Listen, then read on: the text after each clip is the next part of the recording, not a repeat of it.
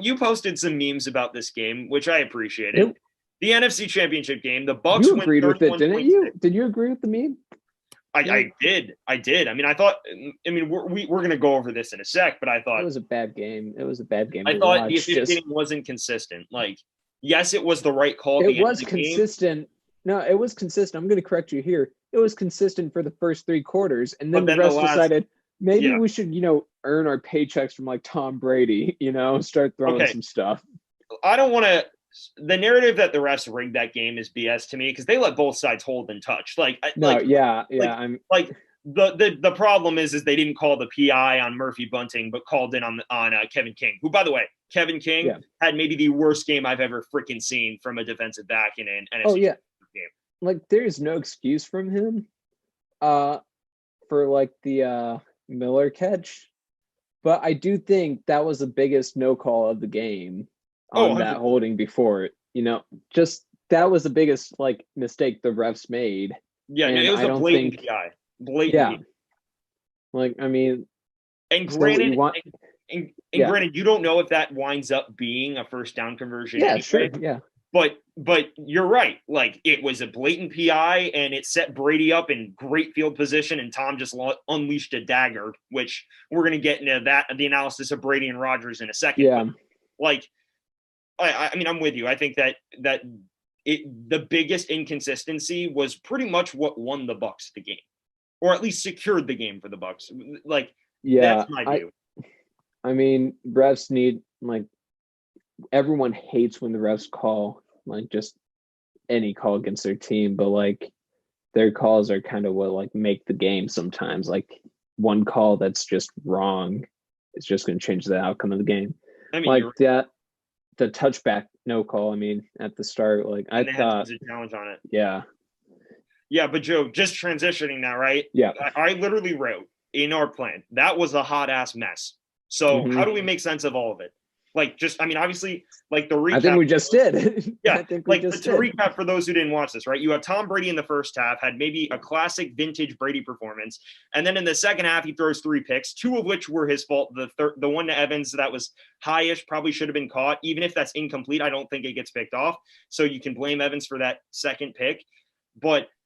Like, I mean, Brady overall, he was up and down, but his highs were higher than Rodgers' highs. And Rodgers, of course, he was a little more level throughout, but then late in the game didn't come up with the big play that needed to be taken advantage of. So, and that transitions me kind of into this next question, because obviously we made sense of that mess. So, Joe, how does this loss affect Aaron Rodgers' legacy? Because people, obviously, you'll have the people on the Packers side saying he's the GOAT. I don't agree with them, obviously, as a biased Patriots fan, but do you think this hurts his standing at all? Or do you think this is just a situation where he's kind of now in place with the experts?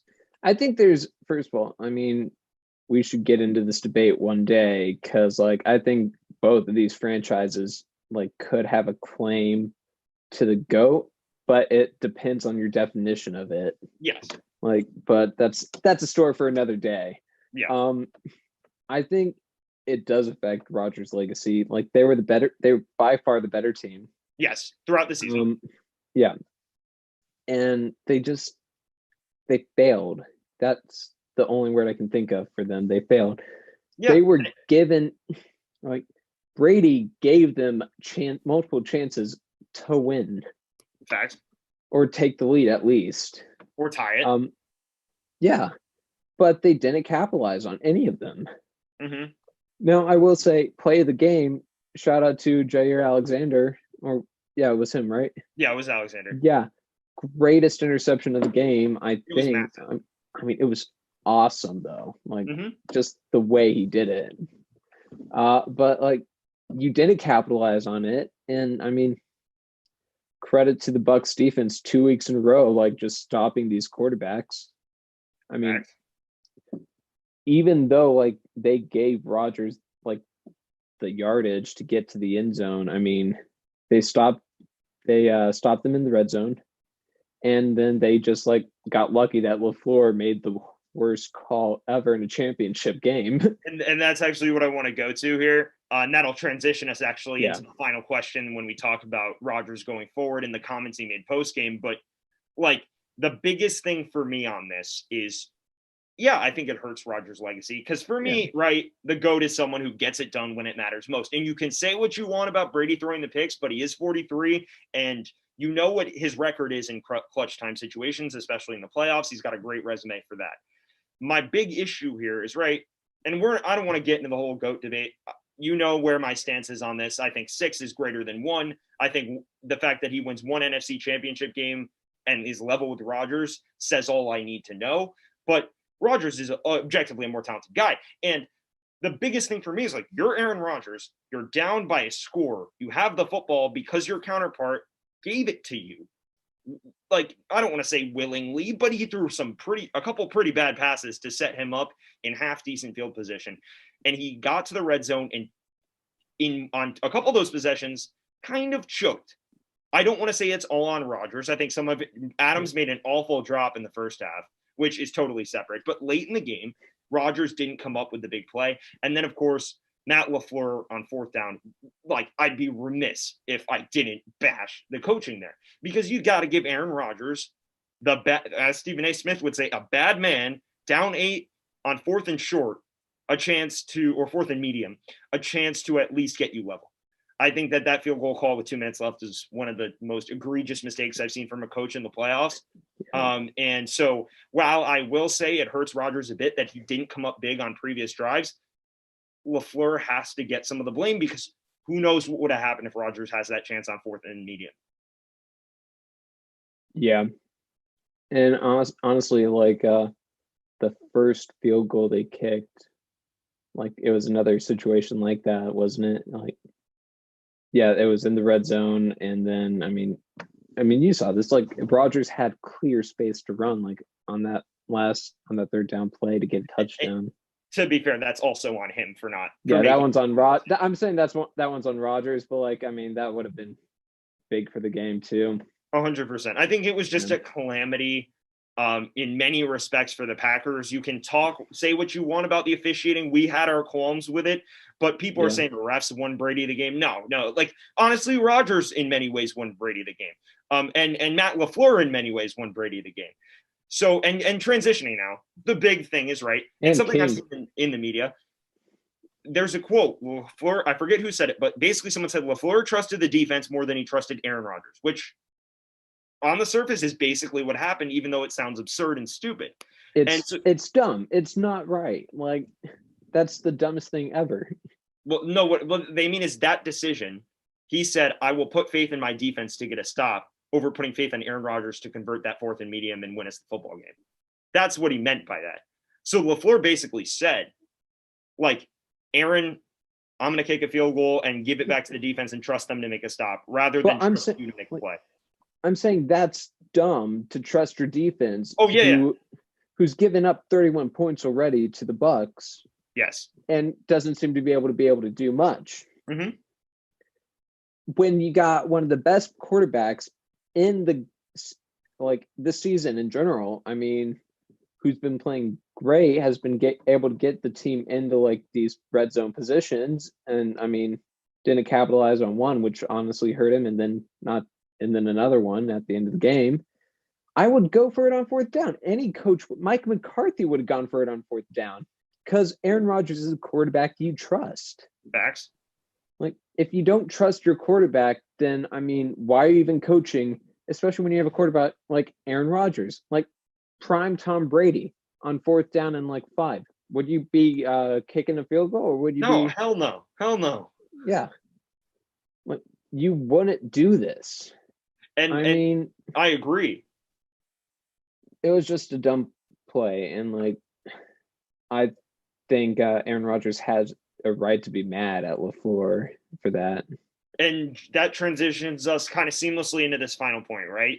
Yeah. The fact is, Aaron Rodgers after the game was non-committal, and it doesn't make a lot of sense because he's not like I think he has more than a year left on his deal, if I'm not mistaken. He basically said a lot of guys. I think he has till 2024. Yeah, I mean, but he basically insinuated his future was uncertain. And I listened to the quote, and it wasn't like one of those things that was kind of taken out of context. Like, legitimately, he made it sound like he was a little fed up with the way things went. And maybe we're creating a narrative here because LaFleur trusted the defense, as we've said. And let's create a narrative. There needs to be a narrative here, Sam. Yeah, I mean, he's insinuating it. Up. Yeah. Okay. I mean, the Packers should have been in back-to-back Super Bowls, in my opinion. They're better than the 49ers last year, and they messed up in that game. And they were better than the Buccaneers this year, and they messed up. Now, I don't know about you. You could argue they were better than Seattle. They played better than Seattle for 3/4 of that game in 2014. They shouldn't even been in that game in 2014. Okay, well, yeah, we can go into that. The fact that you brought that up is ridiculous. I mean, I'm not gonna lie, didn't piece the Dez catch into that formula, but they outplayed the Seahawks for 3/4 of that football game. Yeah. Either way, I mean, but like that was with McCarthy. Yep. So, I mean, this is about LaFleur, who has just been making bad calls. And, I mean, to be fair, people could make the claim, like, the Niners annihilated the Packers in the regular season of 2019, and then they beat them in the postseason pretty handily just because they gashed them on the run.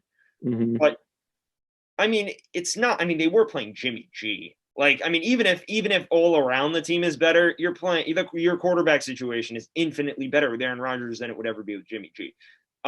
So that's, I mean, yeah, I mean, I think this year is the biggest issue. You lost to a 43-year-old man. And yes, this 43-year-old man is the GOAT in many people's eyes, including my own. And he's still playing pretty great football, especially down the stretch, at his age. But he isn't prime Brady. Like, he's been really, really good, but he is not what Brady was doing in New England with less weapons. I mean, we can say what we will about Brady's weapons, and I don't want to take away what he's done at his age, but he's not playing like Rodgers is a better player at this point in his career than Brady is at this point in his career. Like, and I don't think anyone would dispute Aaron Rodgers currently is better than Tom Brady.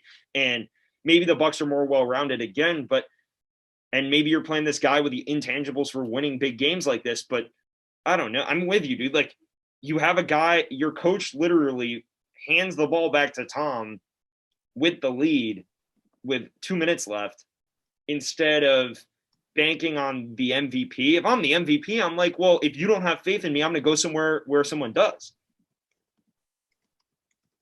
Yeah, I definitely agree. So I guess what I'm asking is the practicalities of this, right? Like, Rodgers is under contract till 2024. He is 37. Like, how is there any chance he forces his way out of here? I think he's Aaron Rodgers. If you have the opportunity to trade him, get a lot, then yeah, I mean, he has a lot of say in the league, honestly. But do you think he can realistically manipulate his way out of Green Bay with under contract for 3 more years?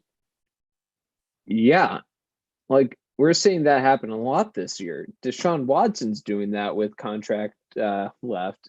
And I mean, we're like one quarterback one rank below Aaron Rodgers this year.